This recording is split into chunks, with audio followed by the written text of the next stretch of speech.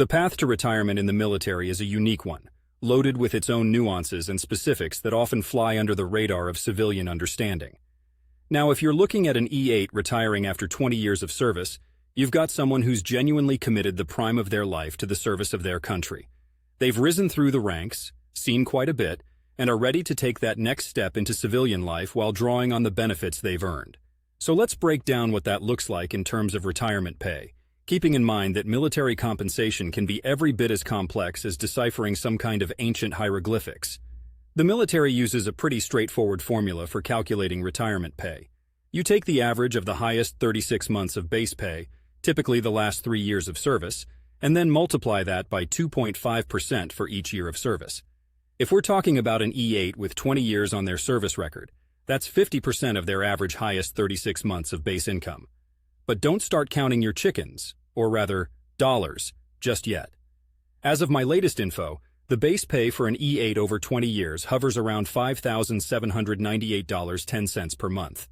Take the half of that, and you've got approximately $2,899.05 before taxes and other deductions are taken into account. But wait, there's more to consider. Cost of living adjustments, COLAs, will also affect that retirement pay, potentially causing it to rise over time to keep up with inflation. It's not a flat static number you can rely on. It's more like trying to predict the weather in Portland. It's going to change. What about location, you ask? Well, unlike active duty pay, which considers housing allowances and the like, your retirement pay is standardized across the board, no matter if you're soaking up the sun, or more likely the rain, here in Portland, or basking in the relative stability of the Midwest. The only way your retirement pay will go further is if the cost of living where you reside is lower. Before we wrap up, remember, if you're within earshot of retirement, look into the details specific to your situation. And while Uncle Sam's retiree paycheck is a consistent baseline to count on, planning ahead for other income streams isn't a bad idea either. A part-time job, investment income, or perhaps a post-retirement career can all supplement that government paycheck to afford you some additional comfort in your well-earned retirement.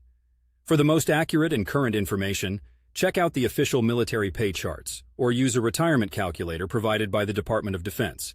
Here's a handy retirement calculator: https://militarypay.defense.gov/calculators/retirement calculator/ to get you started.